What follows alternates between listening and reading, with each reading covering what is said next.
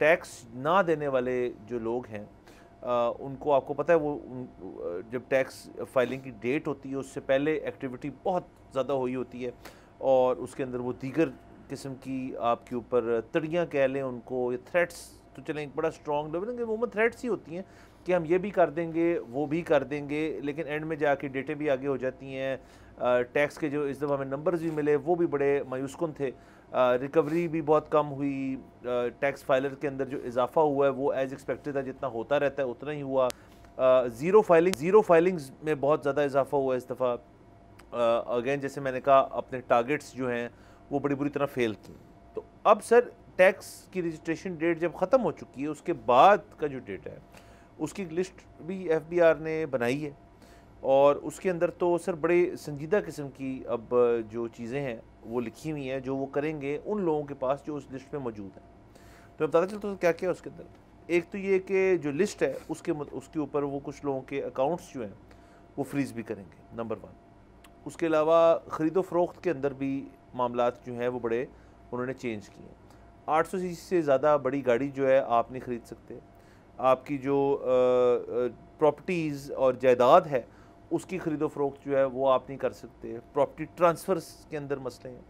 उसके साथ साथ आपकी बैंकिंग ट्रांजैक्शंस के अंदर वो आपको महदूद कर देंगे, आप सर्टेन अमाउंट के ऊपर ट्रांजैक्शन कर सकते हैं, उससे ज़्यादा नहीं कर सकते। उसके अलावा अकाउंट ओपन नहीं कर सकते आप अपना। अनरजिस्टर्ड बिजनेसेस जो हैं उनके ऊपर एक कड़ी नज़र है कि जो अनरजिस्टर्ड हैं वो बिजनेसेस जो हैं उनको बंद किया जाए। और सर इस तरह की तमाम चीज़ें जो हैं ये अब प्रपोज़ कर दी गई हैं, करारदादें पेश कर दी गई हैं।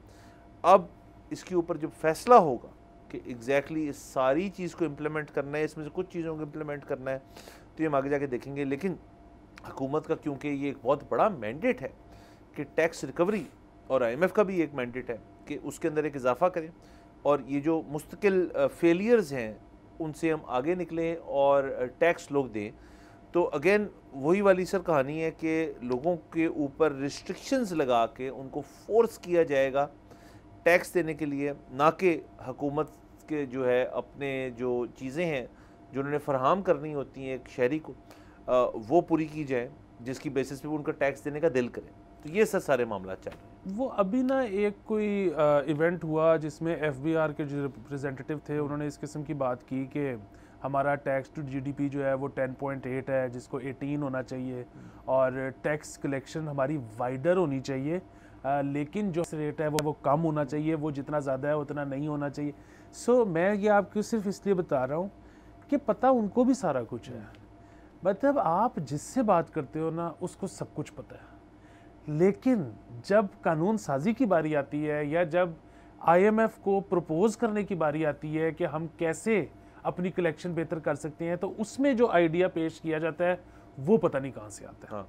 सो बुनियादी बात यही है कि अब जिस तरह एक इसमें और चीज़ जो है कि अभी तक PV का लफ्ज़ लिखा हुआ है, ठीक है। एक तो ये कि अगर आप फाइलर हो, आपके बच्चे 25 साल की उम्र तक वो बच्चे हैं, मतलब अगर वो नहीं भी फाइलर तो वो गाड़ी, प्रॉपर्टी, इस तरह की चीज़ें ले सकते हैं। Very nice.